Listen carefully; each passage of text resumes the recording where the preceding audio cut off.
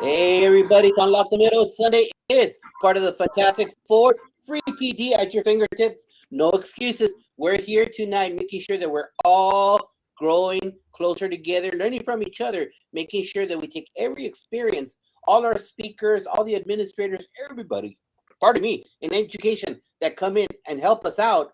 We learn and take away those little nuggets to make sure that 22-23 becomes a great school year for us. And if we have a great school year, guess who's going to be the awesome inheritor of success? Our kids. That's why we take these opportunities on Sunday, free PD, on Thursdays, on Tuesdays, on Saturday with Principal Cafele, with Shika Houston, with Coach Hurt, everybody. All of this PD is only making us a better version of ourselves. Don't we tell that to our kids? Become a better version of ourselves. How about us as the educators? It's very crucial that we take this time to enjoy and learn from each other. So it doesn't matter where you're at, Alaska or Hawaii, whether you're in Maine or you're in Florida or anywhere in the middle. We're all here making sure we grow stronger together with such guests as Dr. Craig Boykin. What do you think? I absolutely love it, Josh. You nailed it right on the head. And did you say free? I think you said free a couple times. Free. There's no cost to any of this. All you have to do is sit down and listen and absorb. And I tell you, and every Sunday, every Thursday, every Tuesday night, there are so many nuggets that are out there ready to be given to you for free. Again, my name is Dean Packard. I'm the principal of Charlton Middle School, Charlton, Massachusetts. Chris Starcheski's off on special assignment tonight once again, but I'm with my good friend Josh Tovar from Texas, and we're about ready to rock and roll one more session just to get a little better together. So hope you had a great weekend, my friend. It's weekends go by so fast, you know that. The work week's right ahead, and you haven't started yet, though, right? No kids yet. No, tomorrow's a good day. I'm calling you from I'm right now. Your The call office? is from my office. I'm at work right now. Oh, sorry. PD. No, we're good. Hey, you know what? That's the most exciting thing. Making sure that right now, breaking down the details for PD. Because you know what I dislike? I don't know about you, Dean. Hey, educator out there, do you like boring PDs? No. You know what? I like spending my time, attention to detail, patterns of behavior, making sure that everyone is engaged, as we always ask, from bell to bell, but also that takeaway. Because we know that the better we connect with the content, the better we're going to learn. All right, there goes Josh. He fell off the radar for a second. You know what? He must be on overload at work right now. So I'm going to tell you what. I'm going to bring Craig in right now. We're going to start this. Josh will be back. I know he will. Hey, Craig, come on in, man. How are you? Great to have you on our show. Well, thank you, Dean. I appreciate the invitation, man. I really do. Oh, you're absolutely welcome. So as you could tell, Josh was on fire, and I'll tell you, he will be back because he is a huge part of this whole process. But you know what, Craig? Talk to us a second about, where you're from, kind of your story, and kind of what has led you to the successes that you're having right now. Like a little bit of an opening here for us. Sure. Appreciate it. Well, first of all, let me say again, thank you guys for the invitation. I don't take it lightly anytime someone invites you in to share on any platform, whether it be a PDS school or whether it be on a podcast. It's truly an honor because you guys did not, out of all the millions of people, you did not have to pick little video Craig Boykin. But again, I say thank you for the opportunity. So my name is Craig Boykin. I am a professional speaker and author, consultant, and I've been doing it now professionally since 2013. I live in Montgomery, Alabama. As you can see, the Auburn. I'm not an Alabama fan. I don't like Nick Saban. I'm the rival to Alabama, but I've been living in Alabama now for my entire life. My wife is a second grade teacher. I have a 23-year-old daughter, a 7-year-old son, 4-year-old son, and 2-year-old son. The reason for the gap between the 24-year-old and the 7-year-old was I was 20 when I had my 23-year-old, and I realized that kids are expensive and I wasn't mature enough to deal with them. So I wanted to wait until I got older. And that's exactly what I did. I got mature and got married. So my wife is a second grade teacher. So we're heavily vested when it comes to education. Like she's been in her classroom the last week getting ready. They go back Tuesday and the kids come back next Tuesday. So we're gearing up for this thing. My schedule is crazy. It's hectic. I'm somewhere every day this week. Speaking to educators, getting them ready, getting them fired up to go back to school as well as next week. So I'm excited about the 2023 year. Josh, welcome back. Again, thank you guys for the invitation to come and speak. So a little bit about Craig Boykin. It's a loaded story, but I'm going to try to condense it down. I was that kid. I was one of those kids who you hate to see coming in your classroom. I was one of those kids that you would hate to see come to your office if you were a principal. I was one of those kids you would hate to see walking down the hall if you was a resource officer, because I'm always doing something I don't have any business doing, getting in trouble, not engaged. That was Craig Boykin. But it wasn't necessarily because I was just a bad kid. Long before I even hit any elementary school, I had all type of problems. All type of things were going on at home. My mom had me when she was 16 years old. My dad abandoned both of us, not just me, but he abandoned both of us before I even came out of the womb. Now, if you know anything about statistics, fatherlessness is one of the biggest epidemics we deal with in America, the kids without fathers. You can trace all type of things back to fatherlessness, homelessness, pre-incarceration, high school dropout. You can trace all these things back to kids who don't have dad. And so it's already setting me up to fail. I don't have a dad. That's one strike. Second strike, I'm a black male. Third strike, I'm coming from a single mother home. My mother dropped out. That's another strike. Like, all these strikes were against me before I even came out of the womb. And so my mom had me. She married my stepfather around about 17 or 18. Very abusive situation. He would beat her, dog her, kick her, slap her, punch her. And I'm taking all this in.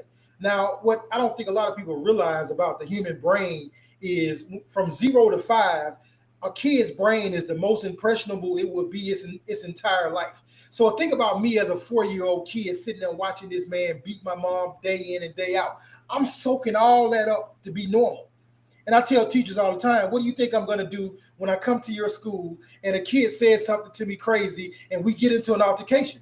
I'm going to do exactly what I see them doing at home, which is fight, which is what I did, because that's all I knew. No one taught me conflict resolution. So one situation when I was about 7 or 8, my stepfather was beating my mom really bad. And my 5-year-old brother, I guess he got fed up with it so much to the point that he actually stabbed my stepfather, his dad, in the back of the neck. And then that just set off a whole set of events where my mom ended up divorcing him and she moved out. And most people would probably say that was good, but this man was the breadwinner. He paid all the bills. Now you take him out of the situation. Now the situation really got tight because the power getting cut off. We don't have any water. Now we don't have any clean clothes, no washing machine. So it got really tight. And I think when it got really tight, it pushed my mom to a place she had never been because she started smoking crack cocaine. And now I'm in the 3rd grade. I'm finding crack pipes. I'm seeing things like, I remember one school night while I was sleeping in bed, this man was trying to rape my mom. And I wake up at 2 o'clock in the morning and I got to wrestle this man and fight this man off my mom. And her shirt was torn, her lip was busted. And I'm in the 3rd grade acting like an adult, trying to negotiate with this man and leave my mom alone. Well, I had to get up the next day and I had to go sit down and Ms. Wright. Ms. Wright was my 3rd grade teacher. And I'm sitting in her 3rd grade class and I remember her talking about adverbs and pronouns and Christopher Columbus. And Josh, I really think that was the day that I disconnected from education, because I'm sitting here listening to her trying to force all this stuff down my throat about Christopher Columbus and how to make a cursive C. And I'm like, man, this dude tried to rape my mom last night and don't nobody seem to care. Well, of course, I raised my hand. I told her, I said, Ms. Wright, I ain't trying to be disrespectful, but you can take the adverbs and pronouns, shove them up Christopher Columbus' butt and sail both of them back across the ocean. And of course, I got suspended. I got in trouble, came back, kept getting suspended, kept getting in trouble, ended up failing the 3rd grade, failed the 5th grade, dropped out in the 10th grade. I got shot one night because my brother was in the gang. I wasn't in the gang, but I was guilty by association. My brother had gotten into it with some Bloods. I ended up getting shot. Young man in the back seat got shot in the head. 2 weeks after getting shot, I got arrested by the police, and they took me to the county jail. They booked me in, and I was sitting on my bed, and then the tears just started to roll down my face. I think that was my rock bottom. That was my epiphany, and I realized I was a black male with no education. My mom was on drugs. I dropped out. I got a daughter I'm not taking care of. I'm on child support. My life is heading nowhere. And so I pleaded with the judge to give me another opportunity. He did. I went home. I went to Job Corps. I got a GED. I left Job Corps, went to the military, stayed there 3 years, and it changed my life. They literally took me from being a young man that was misguided to a man. They made a man out of me. And when I was getting ready to leave the military, they started talking about going to college. And I'm looking at these folks like, man, y'all crazy. Like, I was a sped kid. It took me 2 times to get a GED. Like, my mama was on crack. Like, I ain't finna go to nobody college and make a fool out of myself. And the lady was like, well, Mr. Boykin, if you go to college, the Army gonna send you a check every month for $1,300. So I'm looking like, well, how the hell I sign up for college then? Like, if y'all gonna give me a check, I'm going to college. Man, I went to college, and listen to me, Dean, listen to me, Josh. I've been in a lot of scary situations in my life, but the scariest day of my life was when I walked onto this college campus as a high school dropout. And I'm looking at all these people sitting under the trees, drinking Starbucks and reading books and sitting, well, you don't say Indian style, they were sitting crisscross applesauce. And I'm looking like I don't belong here, like I'm out of my element. I literally walked into the admissions office shaking. And I remember I walked in, and the lady told me what I had to do, and they signed me up. And it took me about a good year to get activated to what they wanted from me in college. Long story short, ended up graduating undergrad in 3 years with a bachelor's degree in business administration. Went back to school, got a master's degree in criminal justice, a master's degree in theology, and then finishing up my PhD in adult education. And I've written 7 books, and I'm currently working on my 8th book. And I've been speaking all over the country. Matter of fact, I even keynoted at Harvard this past November. Harvard invited me out to keynote one of their conferences, and that was really one of the biggest stages of my life. I mean, I went to Harvard. I really think those people, they smarter than the average person. Like that was a different experience, but that's something else to talk about. But that's how we've gotten to where we are now. Craig Boykin, GED to PhD. You can Google me, Twitter me, and it's a lot more to the story, but that's how we got to where we are. Wow, that's, just so you all know too, Craig is such a great story. I connect with it a lot because you know what? I was a child of divorce. I was a child that did a lot of inappropriate things. I didn't care about learning. I cared about drinking with my friends, not going to school, and because we didn't have good figures growing up, for whatever reason it was. We were just not guided. And so Craig has a great story. And I'd just like to preface this. I invited Craig to my former campus. So if you all don't know, I highly suggest that he has a great story. I'm plugging for him because you know what? He connected with our kids. And our kids are a high, lower socioeconomic area, Hispanic. And he connected with a lot of those students. They came up to him. And this story is not just a African-American story. It's not a Hispanic story. It's a story of poverty. You need to understand that. And when we talk about poverty, it's something that you can't understand unless you lived it. All right? You can't understand that until you walk those shoes where the 10-year-old is preparing the elementary kid for school, and they have to feed them with generic items to walk up to school because they're the parent. And poverty is something that we can't address because you know what? During the pandemic, and I don't mean to get on my soapbox, educators, we never lost a paycheck, but we can't say that for our kids. And sometimes we can't relate to poverty because we've never lived it. Like myself, like Craig did. I had poverty from another country, which is a different poverty. So the only thing I would say is address poverty to us, Craig, from what you see that creates a problem, an obstacle, an academic obstacle, not only for our students, but for our team members. Well, it's funny that because I remember when I came to your school and we were having conversations, you were telling me kids were actually coming over from Mexico to your school. And I was like, man, that just blew me away. But it reminds me of a story. I always talk about bias. And I tell educators all over the country, I don't care who you are, where you come from, every one of us has bias. If you don't think that you're biased, then you're biased to your bias. But you can't help it. Bias don't mean you racist. Bias means you have preferences or ways that you prefer to do this way. I live in Alabama. I'm biased. I hate the East Coast. I hate the West Coast. I hate just Texas because it's too hot. I like Alabama. We ain't hot as Texas, in my opinion. but that's my bias. And I always share a story. I got a phone call from a principal in Salt Lake City, Utah, similar to Josh's school. And the principal said, hey, Mr. Boykin, we got 3,000 Latino kids here. I want you to come out, fly out to Salt Lake City and speak. And I'm like, wait a minute, whoa, you got 3,000 Latino kids. You do know I'm black, right? Like, you can't find a Latino speaker. Like, I don't know if that's going to work. And he was like, why not? I said, well, first, I'm black. They speak Spanish. I speak country, broken English. Like, we got totally different background. They may not understand my story. He said, well, Mr. Boykin, I just want you to take a couple of days and think about it. Oh, by the way, we got about $6,000 in the budget. I'm like, well, what day are you looking at? Like, we can work past all the other stuff. And so I literally got on a plane and flew to Salt Lake City. Gorgeous, beautiful. Salt Lake City has a mountain. It is absolutely beautiful in Salt Lake City. I flew to Salt Lake City. I landed. They when I got to the school, they had the leadership team out front with a sign that say, welcome, Mr. Boykin, in English and in Spanish. They took me into the cafeteria.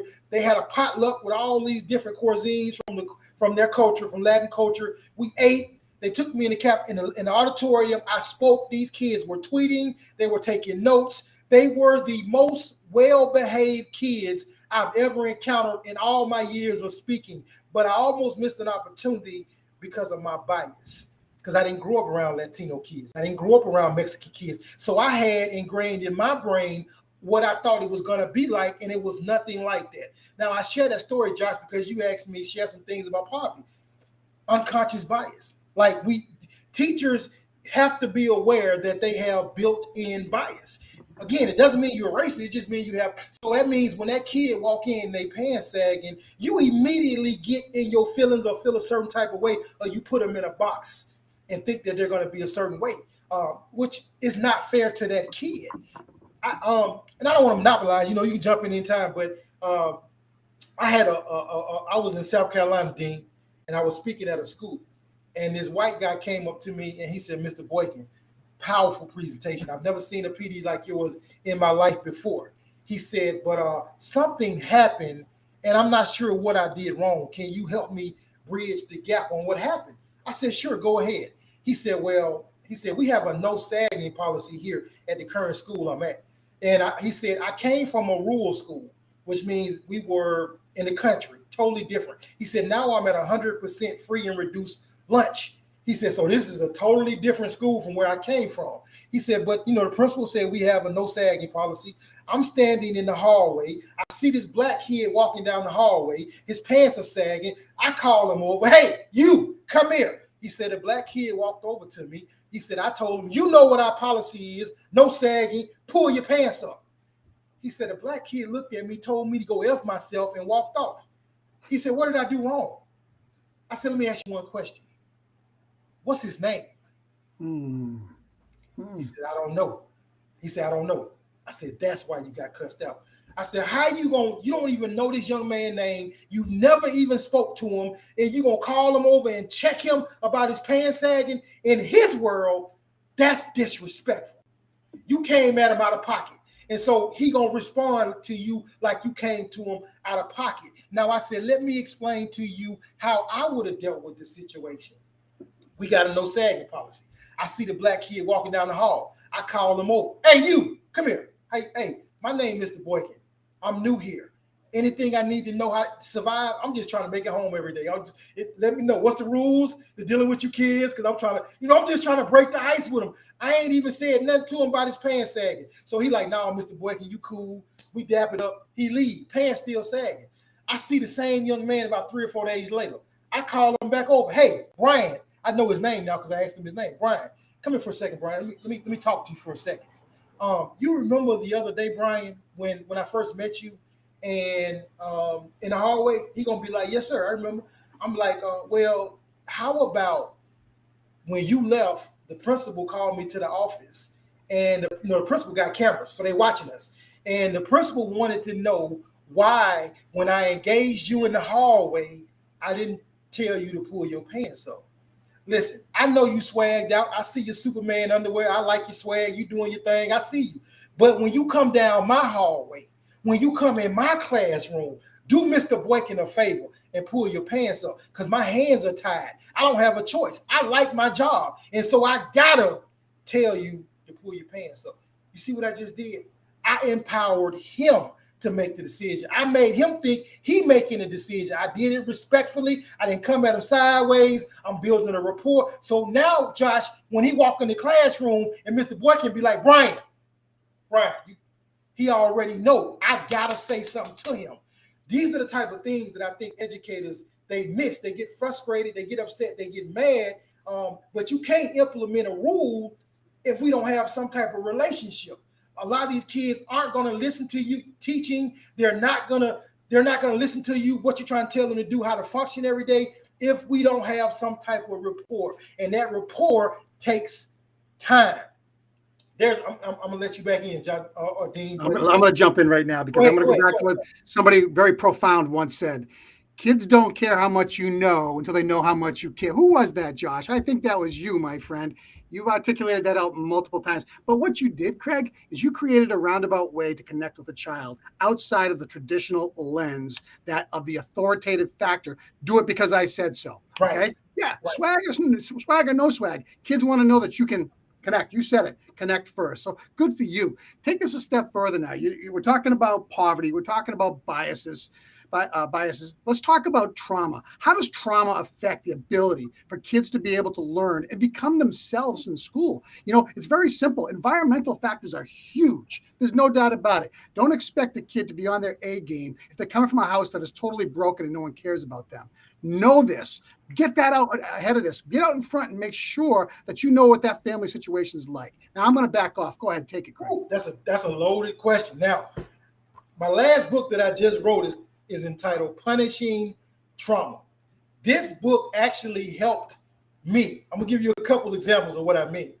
When I was a freshman in college, you know, remember when you were a freshman in college and they made you take all these classes that you, art appreciation, I don't care about Van Gogh, I don't care what's a water painting, I don't care what's an oil, but you have to take these classes to be diverse as a scholar.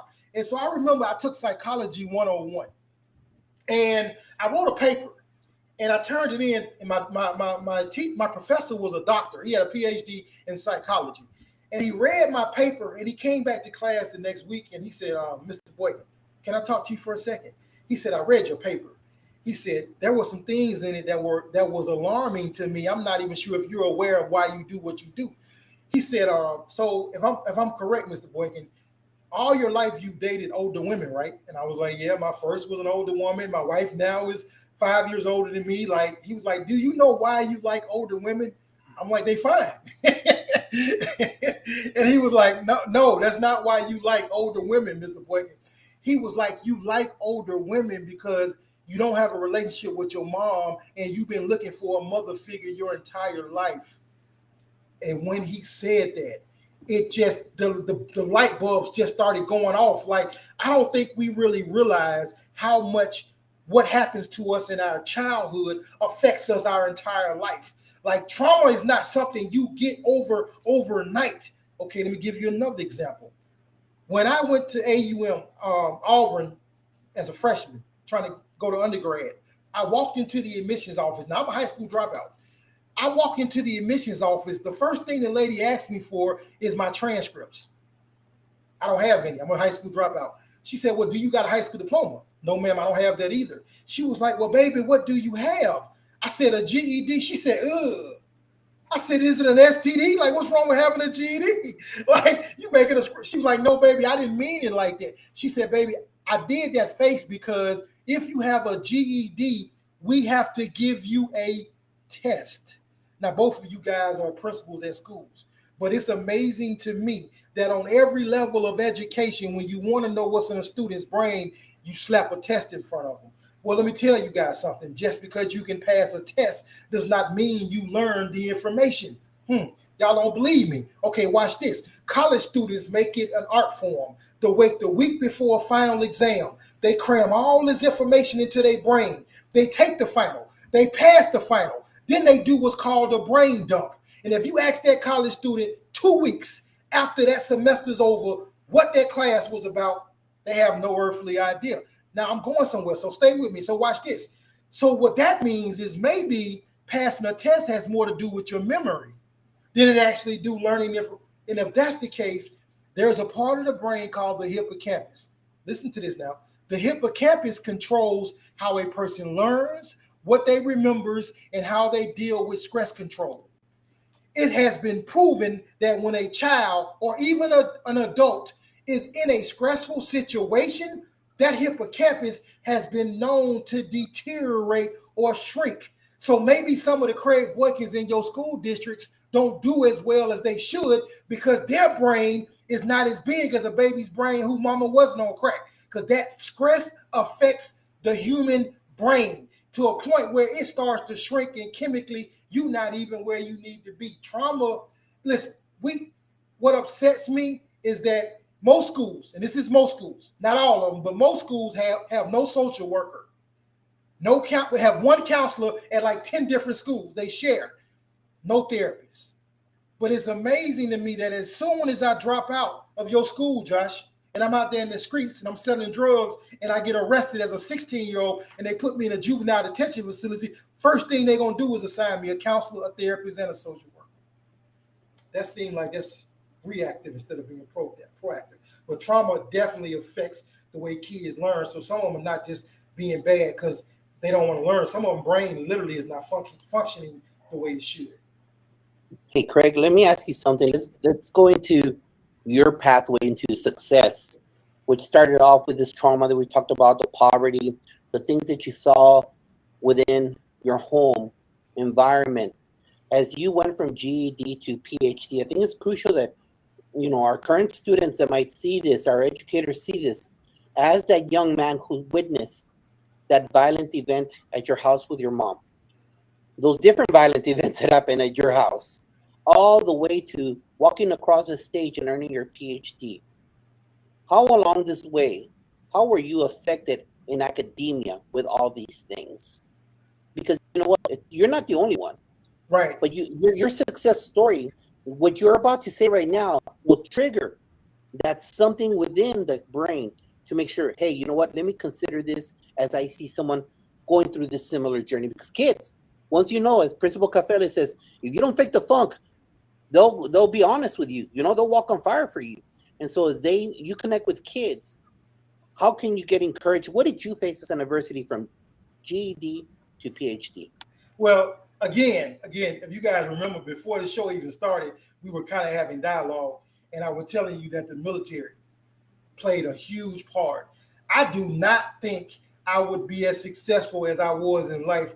If you remove the military from my story, I don't even think I would have made it through 3 semesters in college because I did not have the skills I needed to be a man and understand. Because in college, ain't nobody going to call you and say you got a midterm day, why you didn't show up? Well, we'll reschedule another midterm for you in a week. No, you missed the midterm, you failed the class. That's $3,000 you threw down the drain that you're going to waste.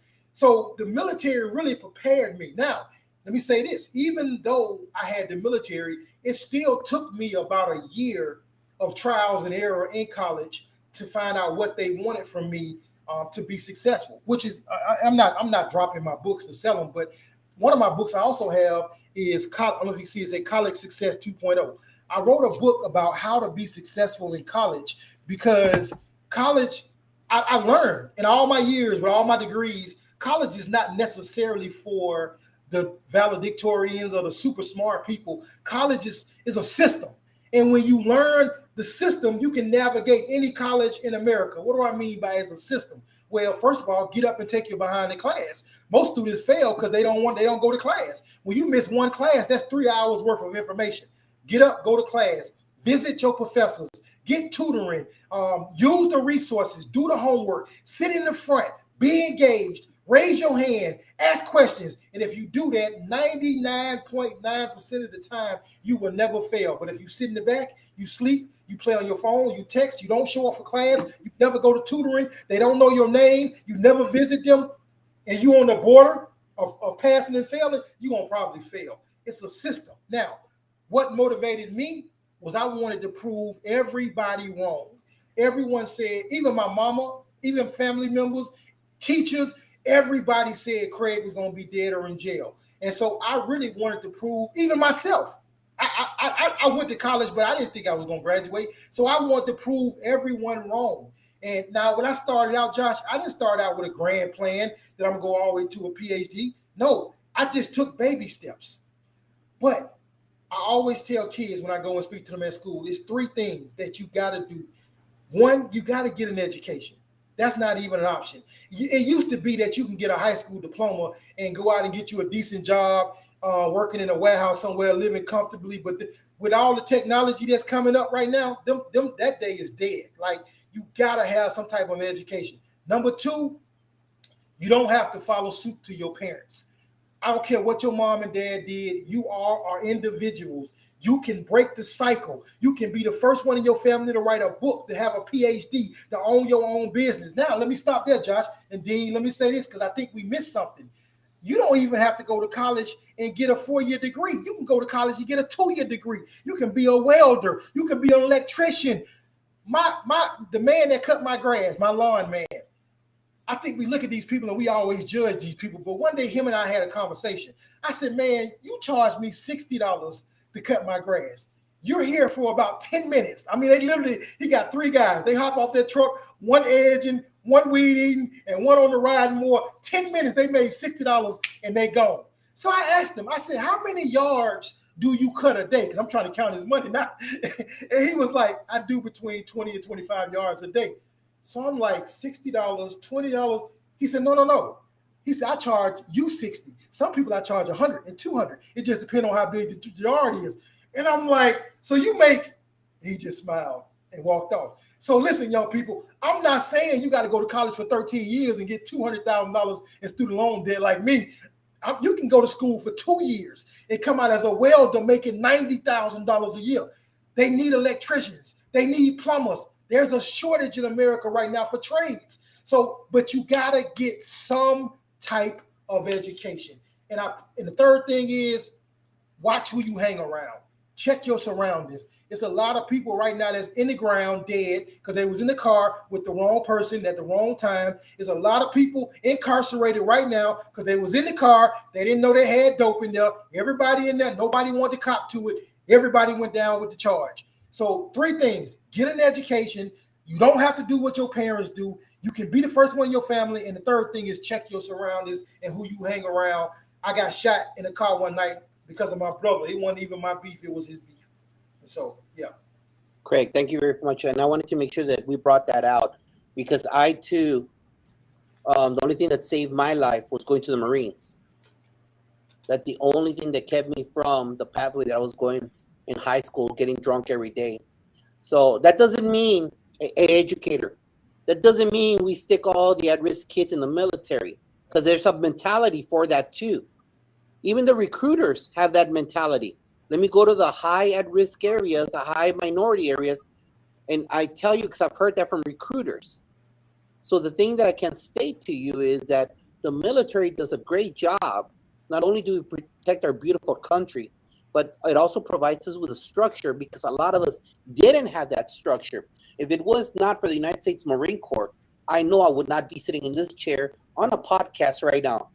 I have no idea what my Lord and Savior would have done for me, but I'll tell you one thing, I know I wouldn't be here with, like you said, I don't have a PhD, but I got 3 masters. There's no way I would have had that, because I had the discipline and I had the structure that life didn't provide me at the younger stages. So educator, as Craig, Dr. Boykin said, you know what? That's one of the things that we address with our students as a possible pathway, if not an electrician, if not a scientist, whatever it might be. But you have to make the connection with a kid to have that, so that you have street cred with a kid, to make sure that they believe in your words as you're guiding them in life. Dean. Hey, I connected right away when you talked about systems. I tell kids all the time, you want to come to school and be successful, you got to start defining your why. Why do you come here? Okay. What are the 3 things that you think school has to be for you? Okay. Develop what those are. Academics take care of themselves. I say it all the time. You engage, you listen, you ask questions, you just come to class and pay attention. You're going to learn. But a lot of kids see this system as a chore for them. Okay, so it's a real responsibility for our educators to turn around and do something different than what the traditional value of education was. Let's talk about that for a second, because I know you talk to educators. Okay, what does that look like when you're speaking to a group of educators about changing, making that shift to be able to say, I'm going to connect with every child and they're going to learn my contact, Craig? Well, then, man, and to piggyback off what you're saying, think about it like this. The current educational system is still teaching like we taught in 1934. In 1934, we taught the way we teach, the kids in the chairs, teacher up front, you sit down, you listen to me for however long I'm talking. They did that because most of those kids in 1934 would graduate and go work on an assembly line somewhere. And so that that's the way they taught for a reason. But in 2023, these kids are not graduating, going working on the assembly line. Like, I think there's a huge disconnect. My 1-year-old, he's 2 now, he just turned 2. But when he was 1, this boy would get my cell phone and be doing this, flipping to the right at 1. Like, they come in this world ready for technology. And it's crazy to me that we have so many teachers opposed to incorporating technology in their lessons. And I'm like, you're missing it. These kids do not want to sit in a chair for an hour and 15 minutes and listen to you just talk. They want to get up, move around, get in groups, work on technology. They built differently. My generation, I'm 43, my generation didn't want to do that. So I know these babies who are coming up now don't want to do that. But, you know, I always throw this out there for teachers. I said, think about it like this, teachers. What if I made you go to church and listen to your pastor from 7:30 in the morning to 3 o'clock, 5 days a week for 9 months? You would lose your freaking mind. Like, you sitting there and all he do is talk about Bible stuff for 8 hours a day, 5 days a week for 9 months. And most teachers be looking like, yeah, I would shoot myself like that. That would be literally hell. I said, well, the same way you don't want to do that with a preacher, that's why kids dread coming to your classroom. You teaching the same way you've been teaching for 20 years. I hate this because I don't want to beat up our teachers. They're already beat up. They're already frustrated. They leave in education. They got so much on their plate, and I don't want to make it seem like we just beating them up. I get it, but we gotta be innovative and creative when it comes to educating these babies. Think about it like this: in the next 20 years, my three boys are 7, 4, and 2. My 3 boys are not gonna find a job based off of the current educational system saying regurgitate information back to me. That day is dead. I got all these degrees and I don't even know what the capital of Kansas is. I don't give a crap what the capital of Kansas is. If I want to know what the capital of Kansas is, Siri, what's the capital of Kansas? And what you think Siri gonna do? She gonna tell me what the capital of technology has eliminated the need for just regurgitating random information back. But what my boys are going to get a job based off of in the next 20 years is what they can create that does not exist. So we got to get back to being able to focus on the part of the brain that is creative. There's a kid named Ryan. Ryan is a YouTube sensation. My 4-year-old loves Ryan. Ryan made $26 million off of YouTube videos. Ryan little brain as a 5 or 6-year-old told his dad, record me playing with these toys. Record me talking about a toy. Record me at the amusement park. I'm going to put it on YouTube for other 5 and 6-year-olds to watch me so they can know what's fun, what's not fun. Ryan blew up, got millions of views, making 26 million. That ain't something. That's creativity. That's how these babies are going to survive in the next coming 20, 30 years. They're not going to survive off just regurgitating random information. That day is dead. Technology has eliminated that, and teachers got to transition the way we think, the way we teach, and the way we move in the classroom. I absolutely love you say that. And there are 2 elements that I just want to build upon. Number 1, we are responsible for teaching kids problem-solving skills and critical thinking. I'll tell you what, content can be absorbed. They will get it. And there are multiple ways for kids to connect with content. Multiple. And there are 2 types of teachers. There are teachers and there are those teachers. And those teachers will connect. And they'll do whatever it takes to ensure that every child is successful. And I get passionate about that. Hey, I'm going to step back for a second. I'm going to ask you, you have written 7 books. Give us your top 3 books that you think would have the most meaning for anybody to pick up and go. And now I'm going to put it back on you, Craig, because you got 7 and I know they're all good. I got you. Well, you can fly through all 7 if you want, man. It's up to you.